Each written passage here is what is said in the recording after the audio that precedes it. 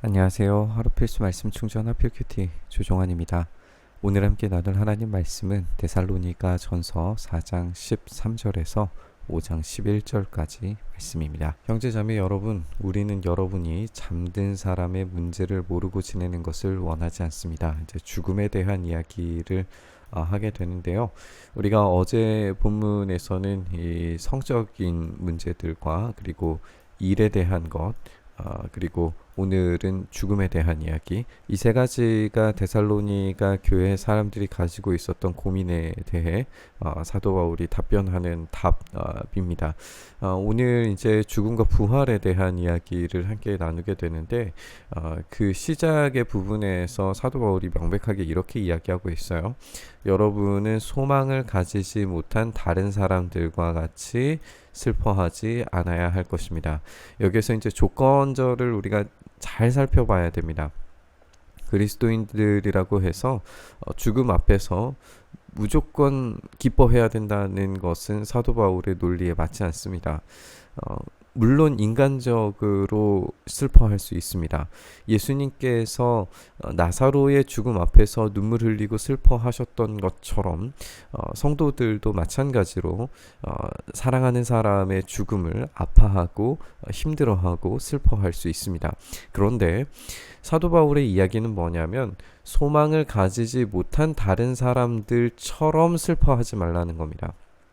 그러니까 소망을 가지지 못한 다른 사람들이 슬퍼하는 것은 이 영적인 세계에 대한 색다른 어떤 관점을 제시하지 못한 채 지옥의 세계, 이 저승의 세계, 하데스의 세계에서 살아가게 되는 그런 비참한 결론과 결말을 맞이했기 때문에 생겨나는 그런 비참함의 슬픔에 동참하지 말라고 하는 거죠.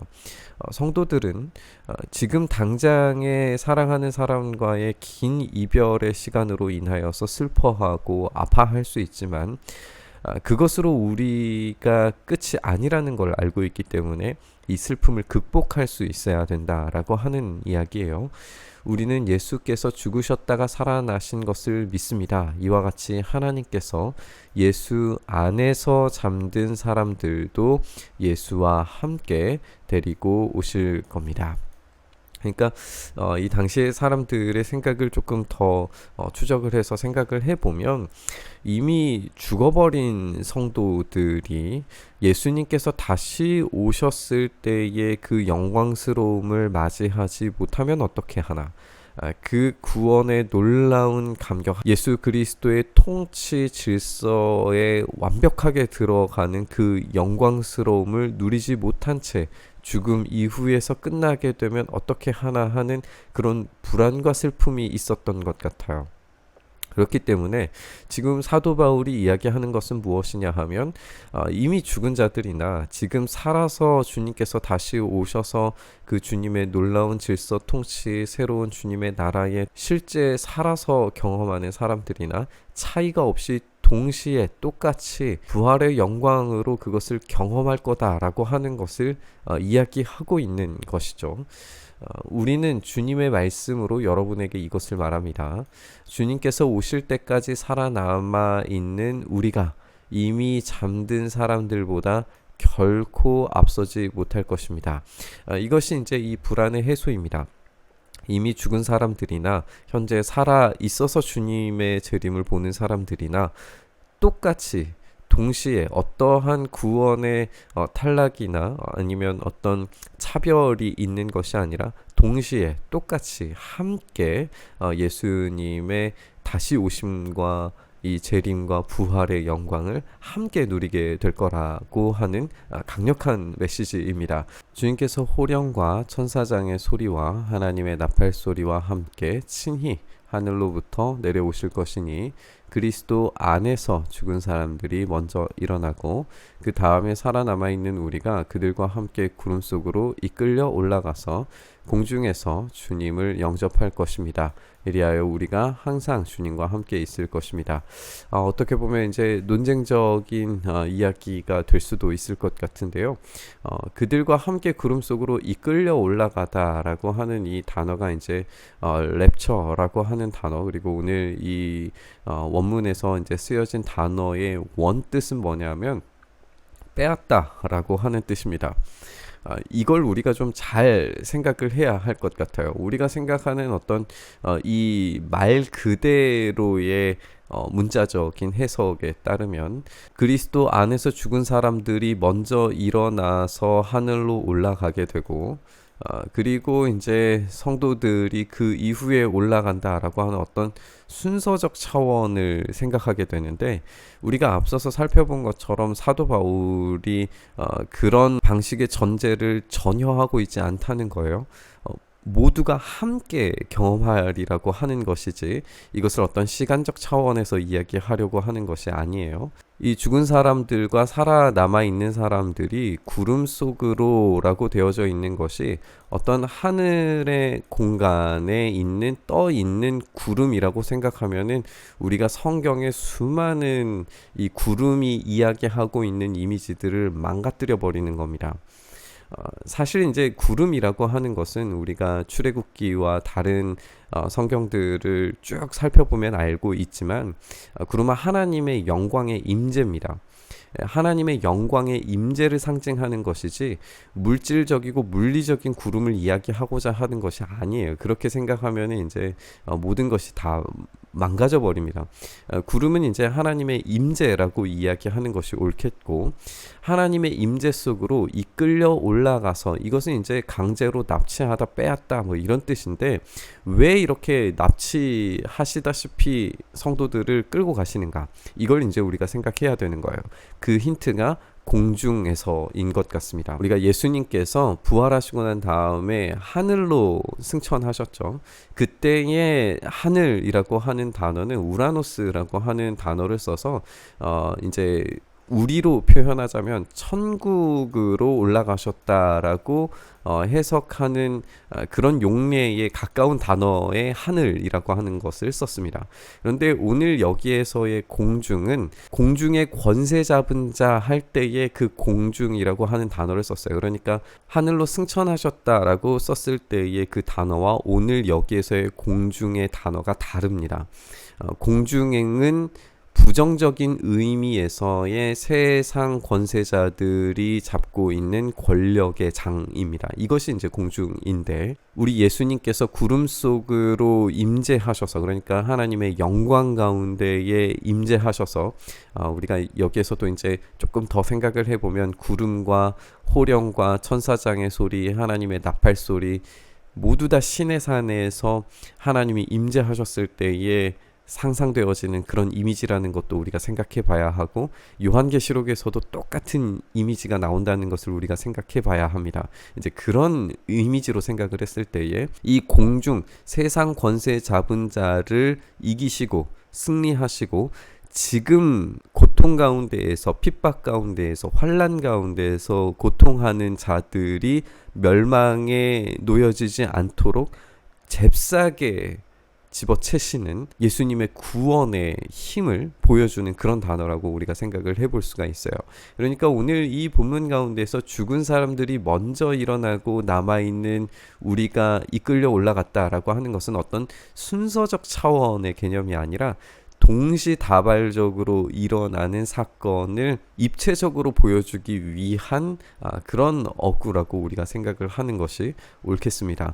그리고 지금 우리가 생각해보고 있는 것처럼 어떤 하늘로 우리가 끌려 올라간다라고 하는 개념보다도 하나님께서 그 악한 세상 전체를 무너뜨리시고 그곳 가운데서 잽싸게 빼어내어서 하나님의 영광 가운데 들어가게 하셨다라고 해석하는 것이 정확한 해석이라고 우리가 볼 수가 있는 거예요. 이렇게 마지막 날에 일어나게 될 사건들을 우리가 살펴보게 됩니다. 그렇게 해서 우리가 항상 주님과 함께 있을 것이고, 여러분은 이런 말로 서로 위로하라고 이야기합니다. 그러니까 데살로니가에 있는 성도들은 죽음 이후에 이 부활에 대한 강력한 믿음, 확고한 믿음이 옅어져서 이 핍박과 환난 가운데에서 먼저 죽은 이후에 예수님께서 다스리시는 새로운 질서에 들어가지 못하면 어떻게 하나, 이 죽은 사람들이 그 질서에 들어가지 못함으로 인하여서 생기는 그 안타까움과 아픔과 슬픔에 머물러 있지 말라는 거죠. 그들도 함께 주님의 영광 가운데 들어가게 될 겁니다. 형제 자매 여러분, 그 때와 시기를 두고서 여러분에게 더 쓸 필요가 없겠습니다.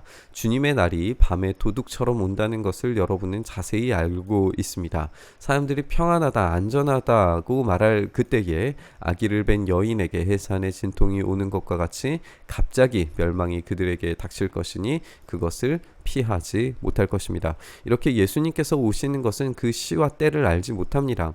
우리가 시한부 종말론이라고 시점이 정해져 있는 그런 종말을 이야기하는 이단들이 있지만 이것은 성경적이지가 않아요. 그리고 어떤 조건부적인 시한부 종말론을 이야기하는 사람도 있습니다. 어떤 조건을 달성했을 때의 종말이 온다라고 생각하는 사람들도 있는데 그것도 마찬가지로 이 말씀에 의해서 반박이 됩니다. 그때와 시기는 우리가 도무지 알 수가 없습니다. 그것은 하나님의 결정, 하나님의 은혜로운 결정에만 맡겨드려야 합니다. 그런데 형제자매 여러분, 그렇기 때문에 여러분은 어둠 속에 있지 아니하기 때문에 그 날이 여러분들에게 도둑과 같이 덮치지는 않을 것입니다. 왜냐하면 준비되어져 있는 자들은 예수님께서 오시는 것을 기다리고 있었기 때문에 도둑처럼 임하지 않는다는 거예요. 여러분들은 모두 빛의 자녀고 낮의 자녀입니다. 우리가 밤이나 어둠에 속한 사람이 아닙니다. 그러므로 우리는 다른 사람들처럼 잠자지 말고 깨어 있으면서 정신을 차립시다. 우리가 예수님께서 하신 말씀들을 사도 바울이 은연중에 인용하는 것처럼 깨어서 정신을 차려서 이 등불에 기름을 준비하는 것처럼 이렇게 준비된 상태가 되어져 있어야 된다라고 가르치고 있죠. 잠자는 자들은 밤에 자고 술에 취하는 자들도 밤에 취합니다. 그러나 우리는 낮에 속한 사람이기 때문에 정신을 차리고 믿음과 사랑을 가슴막이 갑옷으로 입고 구원의 소망을 투구로 씁시다. 우리가 1장에서 이야기했던 것의 반복이죠. 믿음과 사랑과 소망이 이들 가운데에서 넘치고 더욱 더 잘 준비되어져야 된다는 이야기가 쭉 연결되고 있는 걸 우리가 보게 됩니다.